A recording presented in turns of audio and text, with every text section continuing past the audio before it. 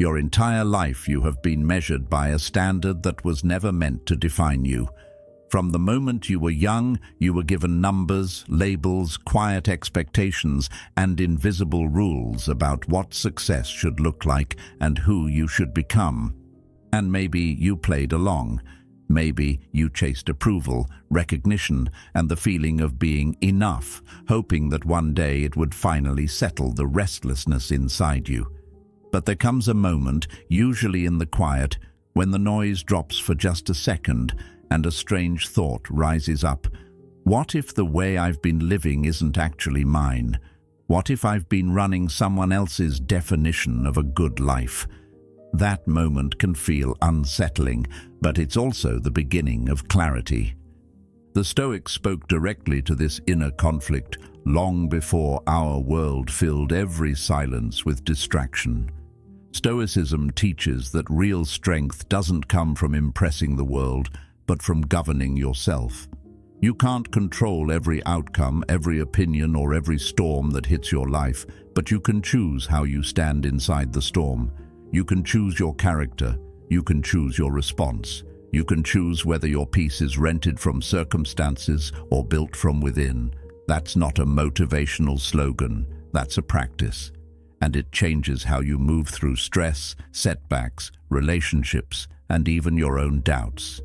If these conversations speak to something real in you, something grounded in truth, philosophy, and inner growth, consider subscribing.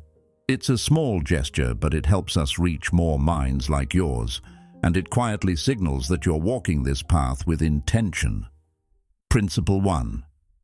Control the controllable. Stop wrestling the weather.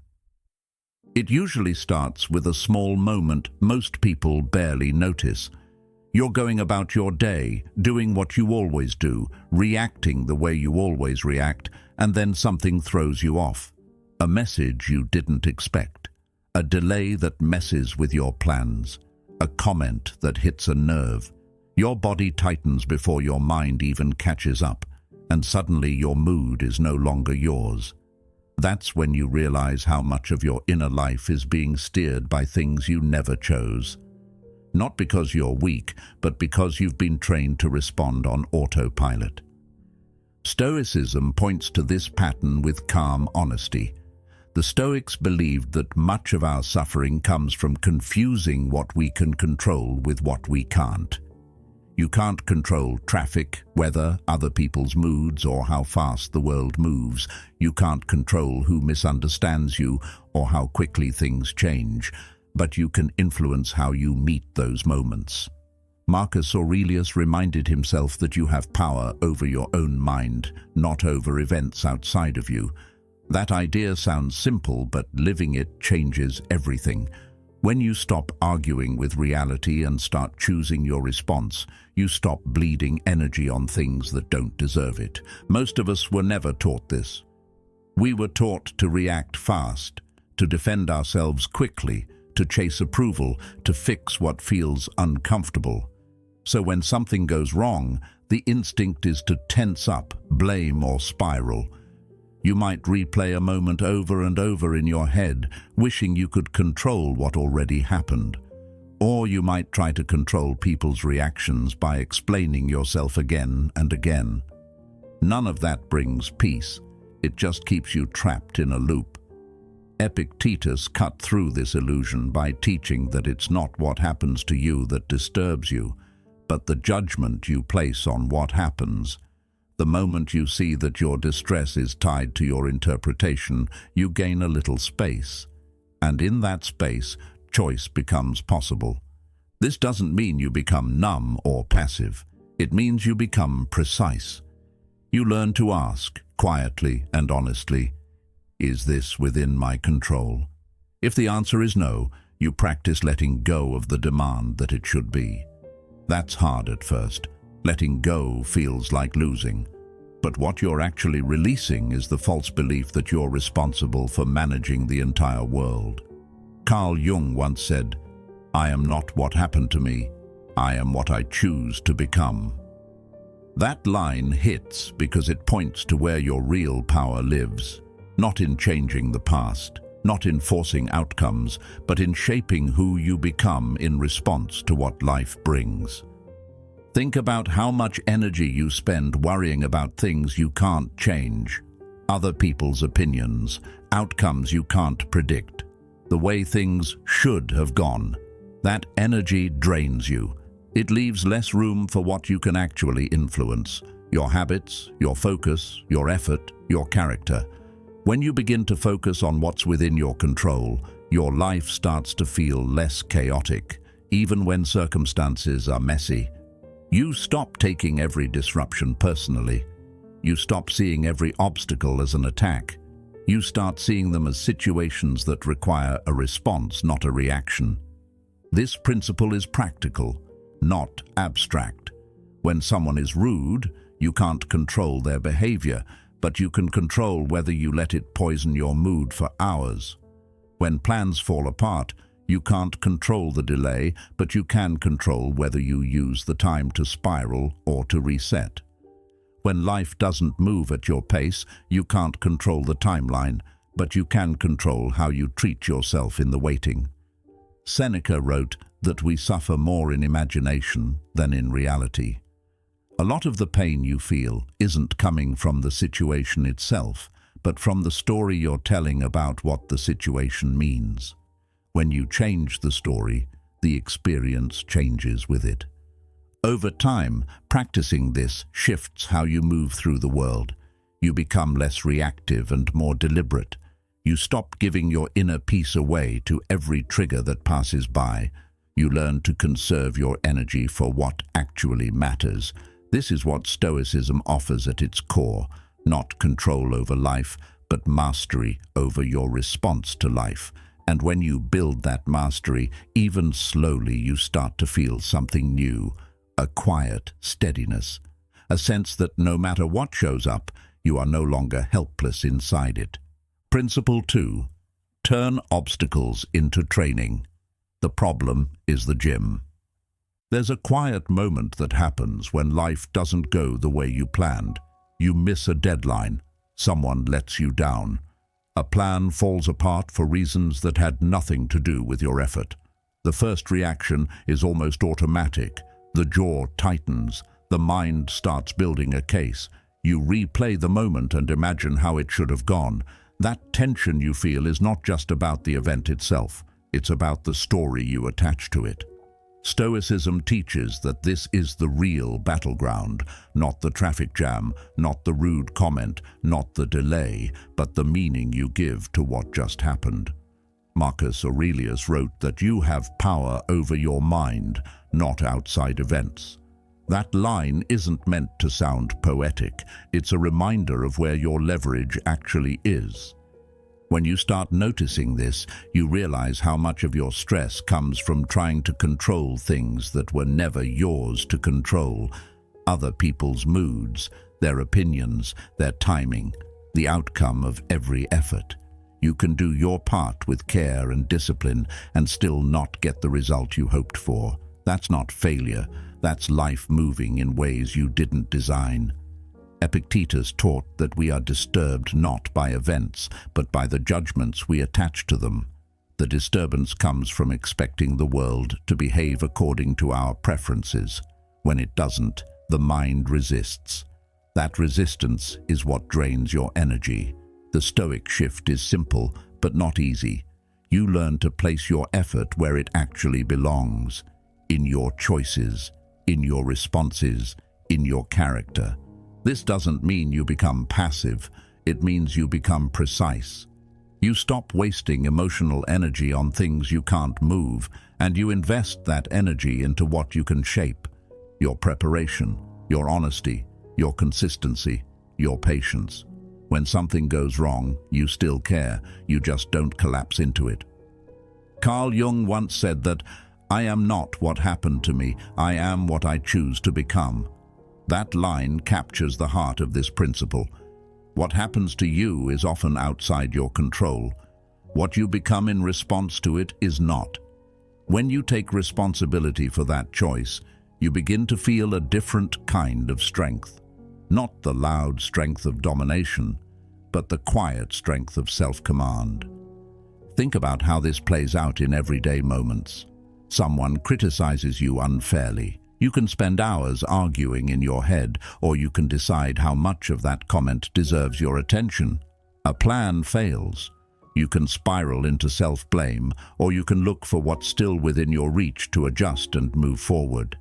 Seneca warned that we suffer more in imagination than in reality.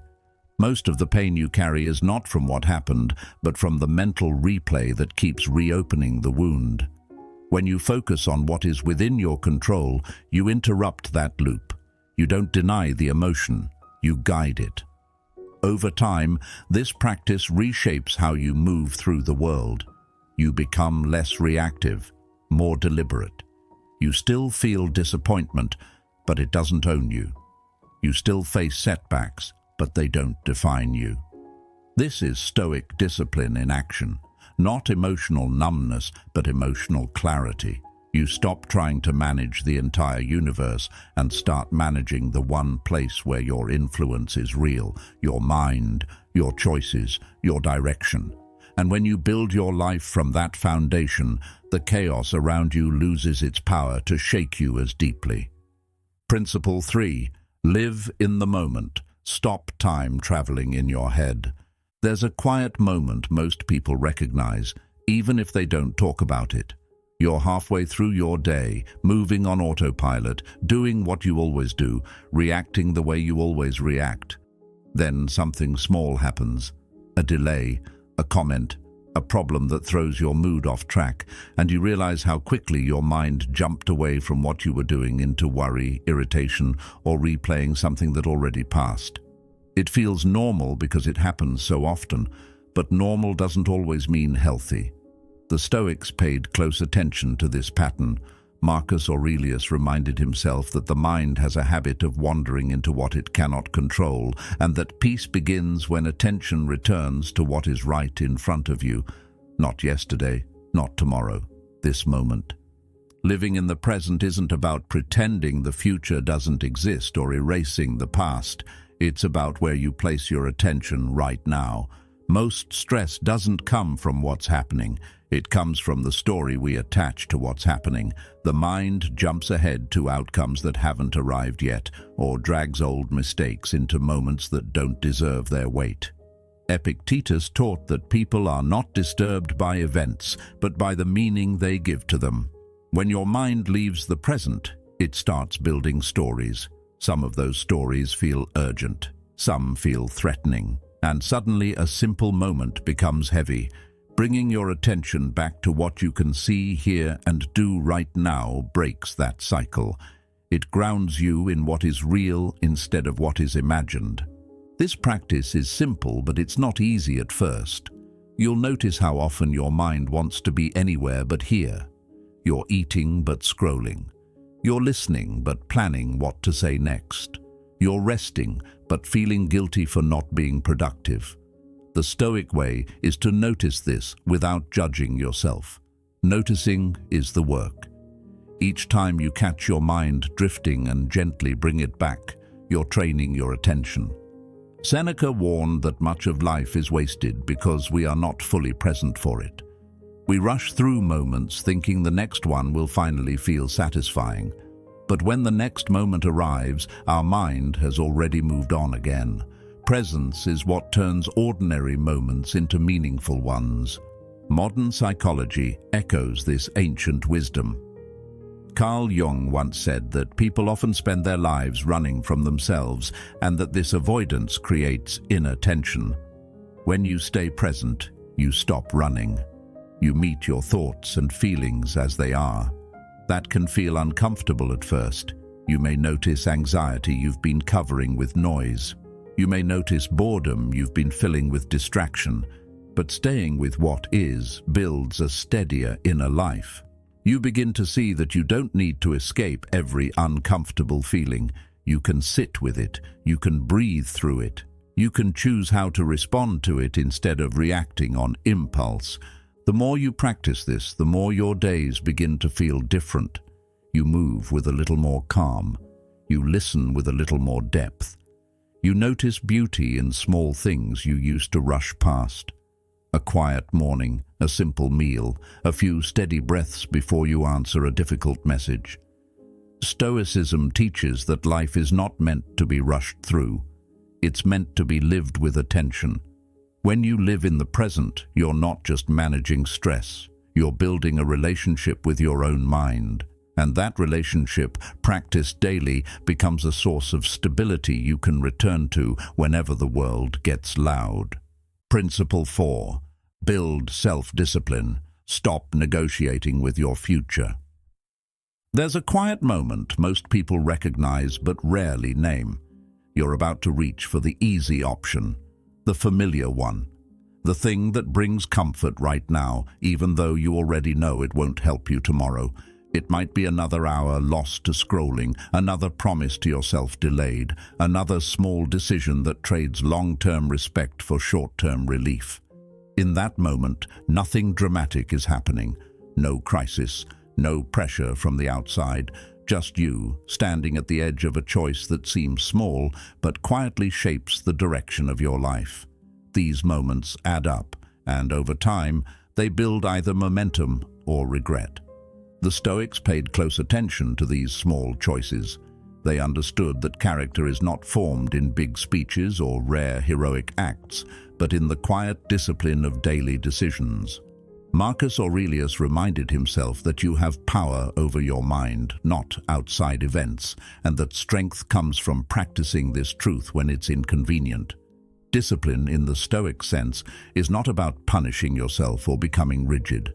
It's about learning to guide your actions instead of letting impulses guide you.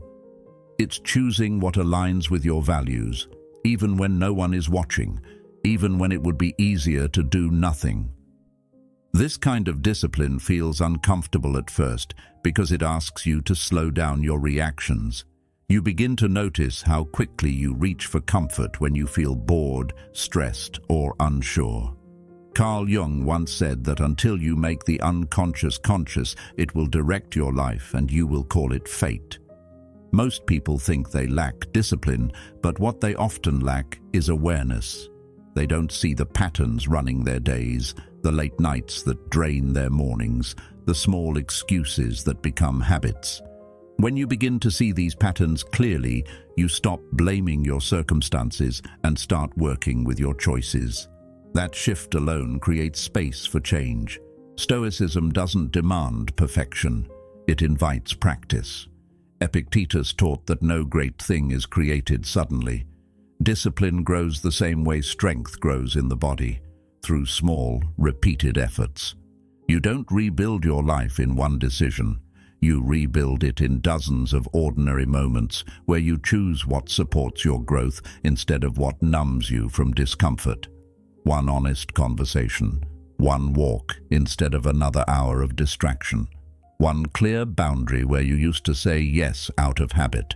These choices seem minor, but they shape your identity over time. You become what you repeatedly practice. There will be days you fall back into old patterns. That's not failure, that's part of learning. Seneca wrote that the mind must be trained as much as the body. Training includes missteps, restarts, and patience with yourself. The goal is not to become harsh or rigid. The goal is to become someone you can rely on, someone who keeps small promises to themselves, someone who acts in alignment with their values even when motivation fades. Over time, this builds a quiet confidence, not the loud kind that needs approval, but the steady kind that comes from knowing you can guide your own actions. This is the heart of Stoic discipline, not control for control's sake, but self-respect practiced daily. Principle 5. Emotional resilience. Feel it, don't become it.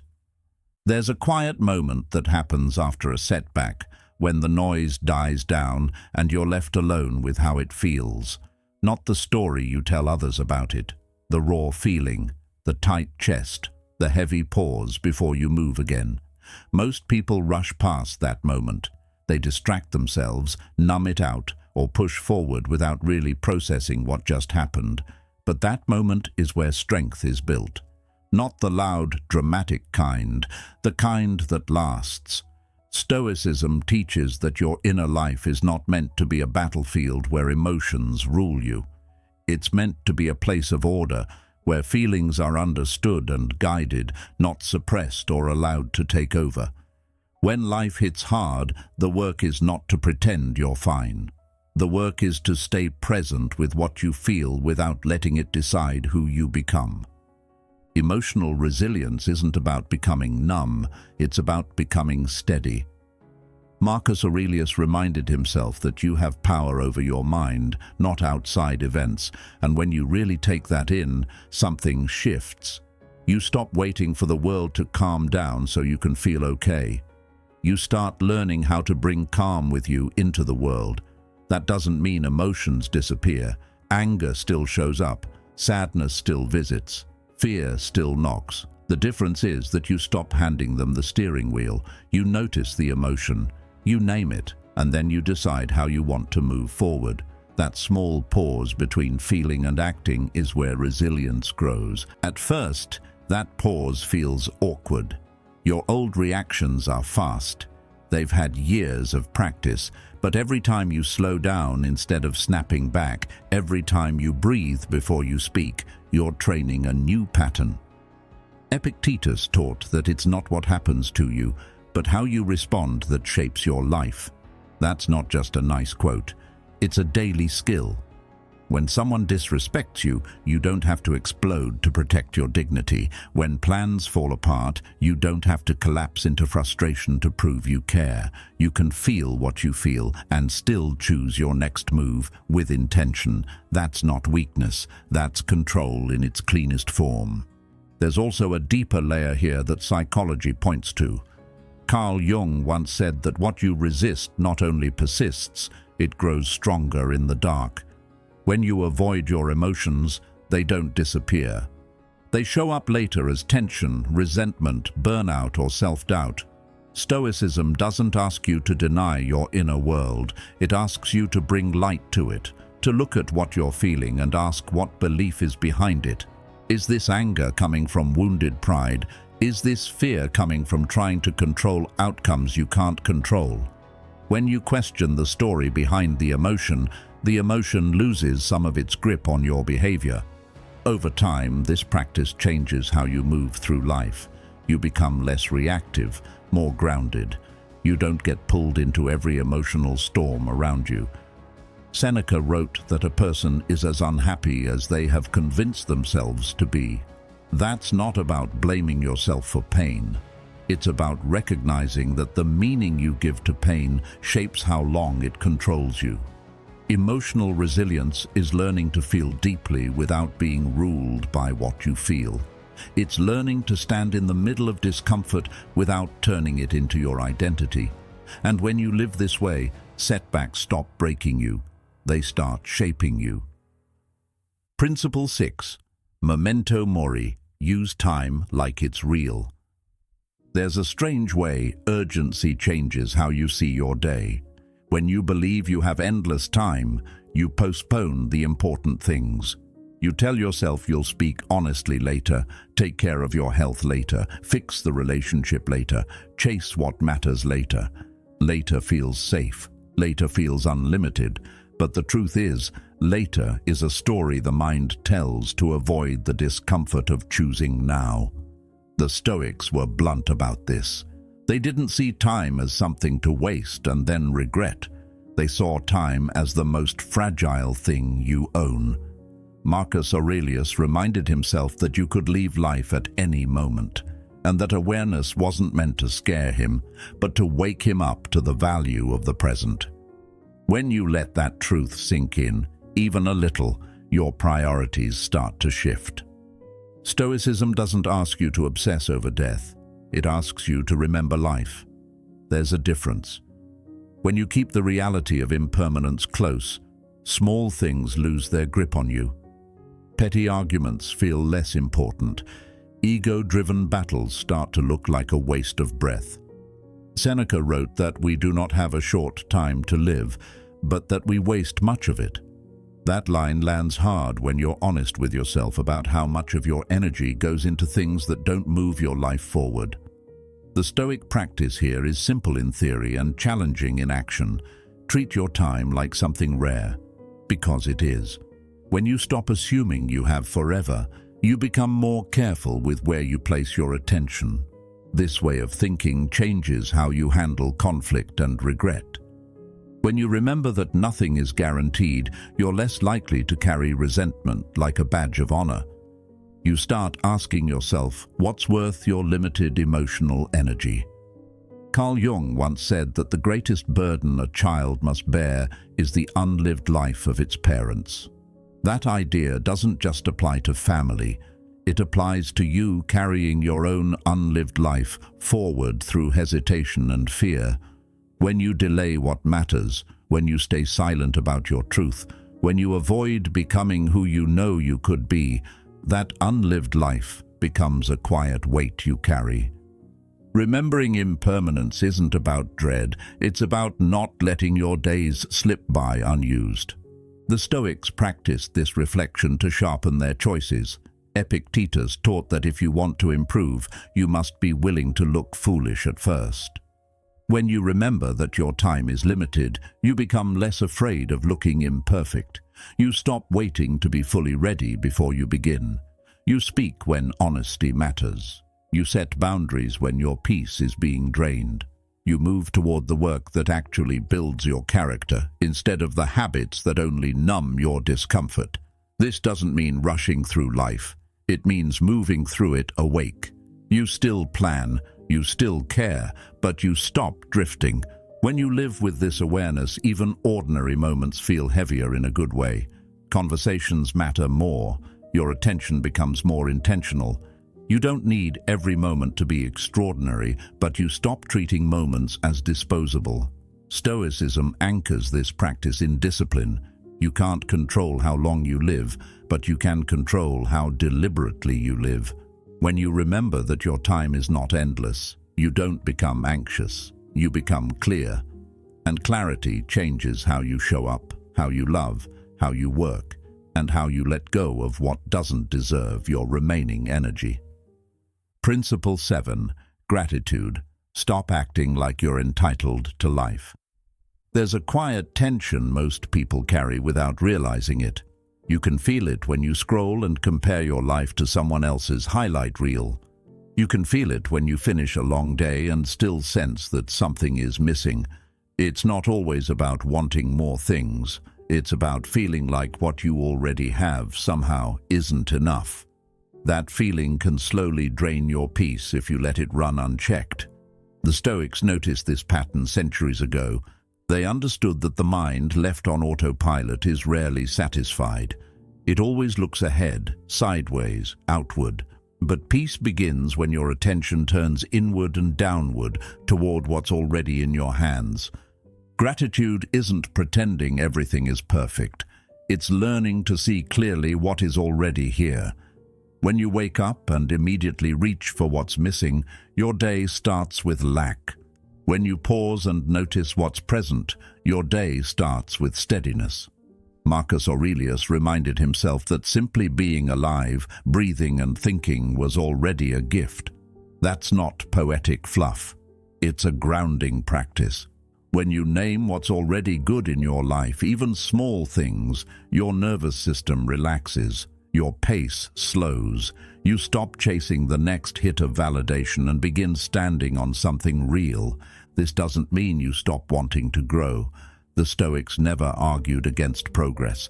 They argued against letting desire become a source of misery.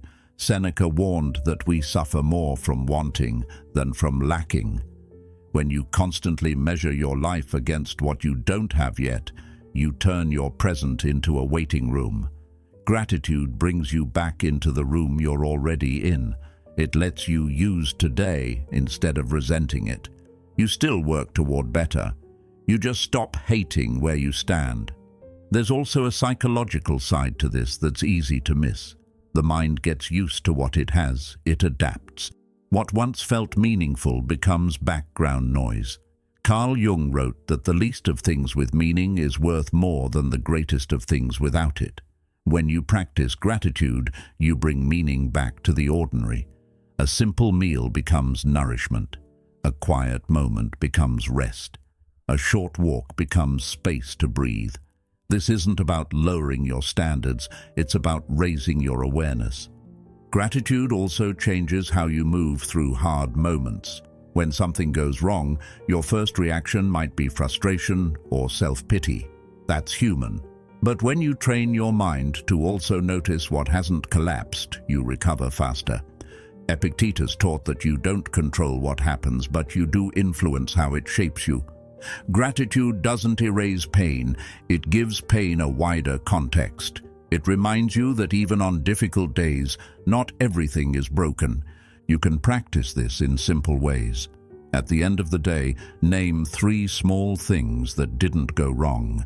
A moment of quiet, a conversation that felt honest, the fact that you showed up when it was hard. This trains your mind to stop scanning only for problems. Over time, your baseline shifts. You become less reactive, less bitter, more grounded. And when your inner state is steadier, your choices become clearer. Gratitude is not passive. It's a form of inner strength. It keeps you from becoming dependent on future outcomes to feel okay right now. Stoicism teaches that contentment is built, not found. When you practice gratitude daily, you're building a mind that doesn't need constant external proof to feel stable. You become harder to shake, and that kind of steadiness quietly changes everything. Principle 8. Personal excellence. Compete with your old self. There's a quiet shift that happens when you stop trying to impress the world and start trying to respect yourself. It doesn't come with fireworks. It shows up in small choices. The moment you decide to keep a promise to yourself even when no one is watching. The moment you do the right thing when cutting corners would be easier. The moment you walk away from something tempting because it doesn't fit the person you're trying to become. These moments feel ordinary, but they stack, and over time, they shape the kind of person you trust when things get hard. Stoicism teaches that your character is your true wealth, not your image, not your achievements, not what people say about you. What you practice in private becomes who you are in public. Marcus Aurelius reminded himself that a good life is built through good actions, repeated daily, especially when no one is clapping. That idea hits different when you realize how much of modern life rewards performance over substance. It's easy to look disciplined. It's harder to live it when motivation fades. Excellence isn't loud. It's consistent. A lot of people wait for confidence before they act. But real confidence is built the other way around. You act first, imperfectly, and confidence follows. Carl Jung once said, "You are what you do, not what you say you'll do." That's a tough mirror, but a helpful one. It pulls you out of overthinking and into practice. If you want to become more focused, practice focus for 10 minutes today. If you want to be stronger, keep a small routine you can actually maintain. If you want to be calmer, pause before reacting once today. Tiny acts of discipline create a sense of inner respect, and that respect becomes fuel. The Stoics didn't believe excellence meant being flawless. They believed it meant aligning your actions with your values as often as you can. Seneca warned that many people drift through life without choosing their direction, mistaking movement for progress. When you decide what kind of person you want to be, your daily choices become clearer. You don't need massive plans. You need small, honest actions that match your standards. Drink water when you said you would. Do the work you said you'd do. Speak the truth you said you valued. This is how integrity becomes a habit. There will be days you fall short. That's part of it. Excellence isn't a mood, it's a practice. Epictetus taught that progress comes from training your responses, not from wishing for better outcomes. When you mess up, don't spiral into self-attack. Learn, adjust, continue. The goal isn't to become perfect. The goal is to become reliable to yourself. When you can trust your own words, your mind feels steadier. Your direction feels clearer. and your life begins to reflect the standards you've chosen, not the expectations you've inherited. Principle 9. Stop caring what others think. The crowd is not your compass. It starts in small, almost invisible ways. You hesitate before saying what you really think. You rewrite a message 3 times so it won't be misunderstood. You downplay your own progress so you don't seem arrogant. None of this feels dramatic in the moment. It feels practical, polite, safe. But over time, these small adjustments add up. You begin to notice that your choices are shaped less by what feels true to you and more by how they might be received. That's when your life starts to feel heavier than it needs to be, not because people are cruel, but because you're carrying the weight of their expectations on your back. The Stoics had a clear view on this. They believed that peace begins when you stop handing your inner stability to things you cannot control. Other people's opinions fall into that category.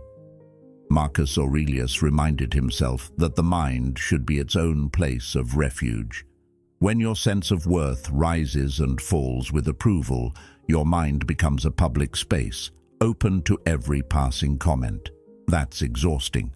Stoicism teaches you to bring that space back home, to let praise pass without intoxication, to let criticism pass without collapse. This doesn't mean you become careless or dismissive. It means you become grounded enough to listen without being owned by what you hear. This is harder than it sounds because the need for approval runs deep. Carl Jung once wrote that people wear masks to meet the demands of the world, and over time, they forget who they are beneath them. You can feel this when you notice how different you act in different rooms, the version of you at work, the version with family, the version online. Adaptation is normal. Losing yourself in the process is not. Thinking for yourself means noticing when you're wearing a mask for connection and when you're wearing one for protection. One builds relationships, the other quietly erodes your sense of self. There's also a difference between healthy feedback and emotional dependence. Seneca warned that the person who lives by another's judgment will never be free. That doesn't mean you reject advice or ignore growth. It means you decide whose voice deserves weight in your life. Not every opinion comes from wisdom. Some come from insecurity. Some come from projection. Some come from people who are afraid to live boldly themselves. When you treat every opinion as equal, you give strangers the power to shape your direction. Stoicism teaches discernment. Listen carefully, reflect honestly, then choose your path with calm confidence. As you practice this, something shifts in how you carry yourself. You stop over-explaining your choices. You stop chasing validation for decisions that already feel right to you. You become more selective with your energy.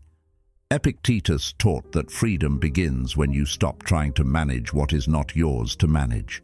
You cannot control how people interpret your growth. You cannot control who misunderstands your boundaries, but you can control whether you abandon yourself to keep the peace.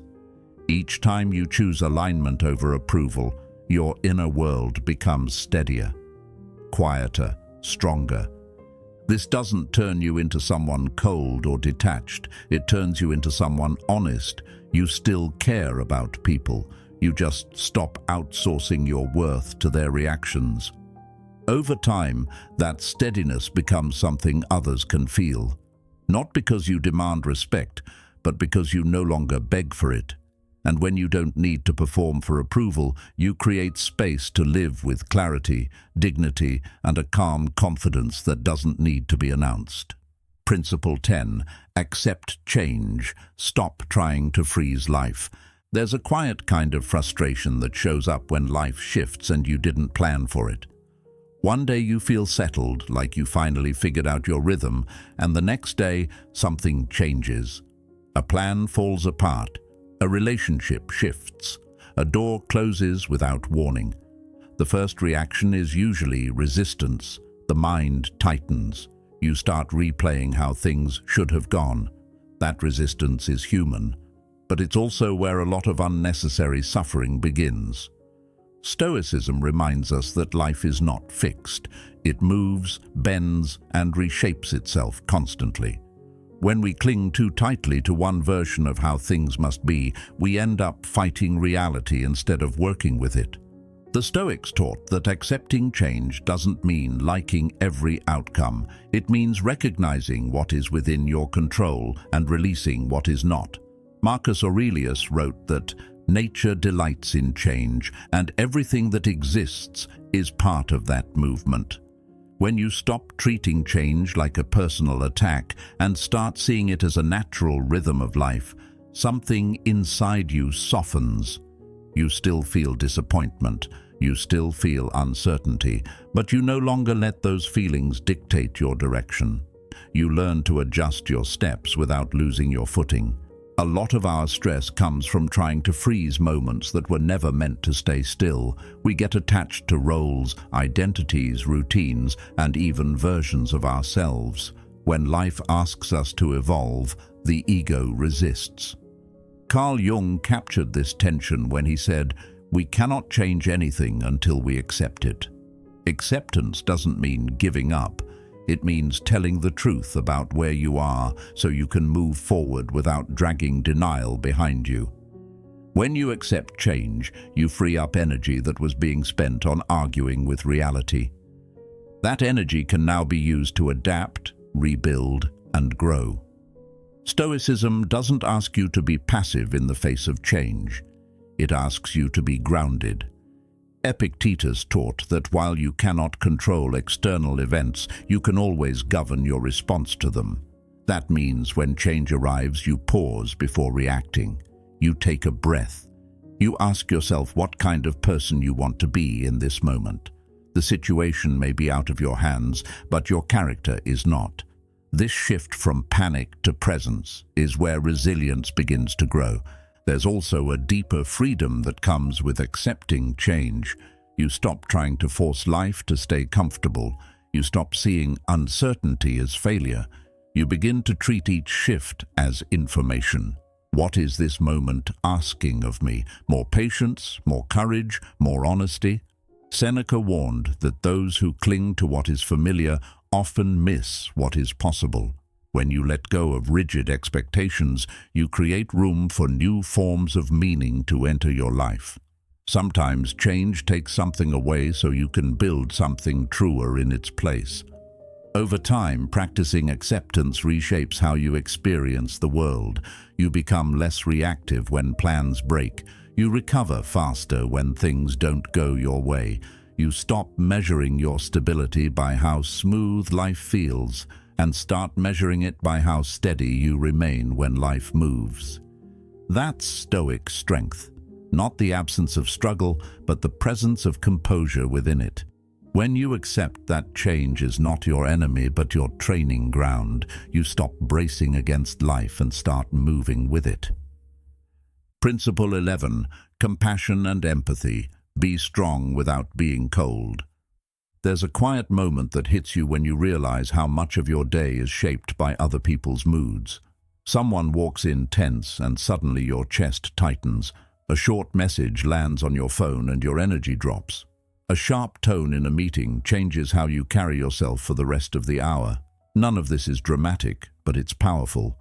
It shows how easily our inner state can be pulled around by what's happening around us. Stoicism offers a different way to move through these moments, not by becoming distant or cold, but by becoming grounded. The Stoics believed that you can care about others without letting their emotions run your inner world. This is the heart of practicing compassion and empathy with strength. You learn to meet people where they are without losing yourself in their storms. When you practice compassion, you start seeing behavior as communication. People lash out when they're afraid. They withdraw when they're overwhelmed. They control when they feel powerless. Seeing this doesn't excuse harm, but it changes how you carry it. Instead of reacting with heat, you respond with clarity. Marcus Aurelius wrote that we are made for cooperation, not conflict. That reminder softens your approach to others without making you weak. You can hold boundaries and still be kind. You can say no without becoming cruel. This balance is not automatic, it's trained, and it grows each time you choose understanding over ego. Empathy also reshapes how you listen. Most of us listen to reply. We wait for our turn to speak. When you practice Stoic empathy, you listen to understand. You slow down your assumptions. You notice when you're projecting your own fears onto someone else's words. Carl Jung said, "Everything that irritates us about others can lead us to an understanding of ourselves." That line hits because it's true. The moments that trigger you often reveal where you're still tender. Empathy becomes a mirror. You learn about others, yes, but you also learn about yourself, and that awareness gives you more choice in how you respond. Compassion doesn't mean absorbing everyone's pain. That's a common trap. You can feel for someone without carrying their burden as your own. Epictetus taught that we should be careful about what we claim as ours. Other people's emotions belong to them. Your role is to offer presence, not to drown with them.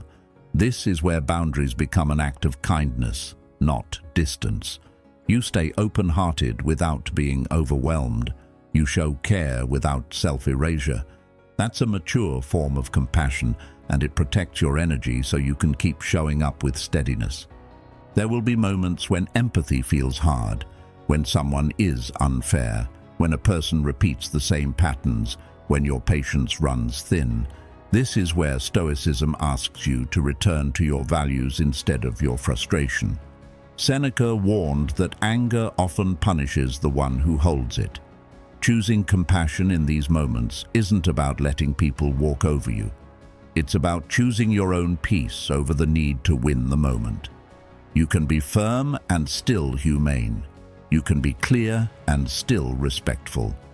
Each time you do this, you build a kind of quiet strength that doesn't need to be loud to be felt. Practicing compassion and empathy changes your inner life as much as your outer relationships. You become less reactive. You waste less energy on resentment. You start seeing people as complex instead of as problems to fix. This doesn't make life easier, but it makes it lighter. The Stoics believed that how you treat others is part of how you train your own character. When you choose understanding over contempt, you strengthen the part of you that can remain steady in a chaotic world. And that steadiness becomes something others feel when they're around you, even if they don't have words for it. Principle 12. Reflect and review. Don't just live, learn. There comes a point when you realize that growth isn't something that happens by accident. It happens when you slow down enough to look at your own life with honesty. Not harsh honesty, clear honesty. The kind that says, this part of me works, this part of me doesn't. Most people move from one week to the next without ever pausing to notice the patterns shaping their days. They repeat the same reactions, the same choices, the same emotional habits, and then wonder why nothing seems to change. Stoicism teaches that a good life isn't built by luck. It's built by attention. When you take time to reflect, you stop drifting. You start steering. Marcus Aurelius used writing as a way to review his own thoughts and actions. He wasn't performing wisdom for others, he was correcting himself. That's powerful. Reflection isn't about judging yourself, it's about understanding yourself. At the end of a day, you can ask simple questions. Where did I act from fear? Where did I act from values? Where did I waste energy on things outside my control? Epictetus taught that freedom begins when you learn to separate what belongs to you from what doesn't. Your actions belong to you, your responses belong to you. Other people's behavior does not.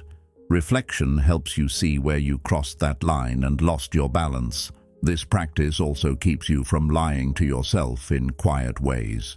It's easy to say you value patience while snapping under pressure.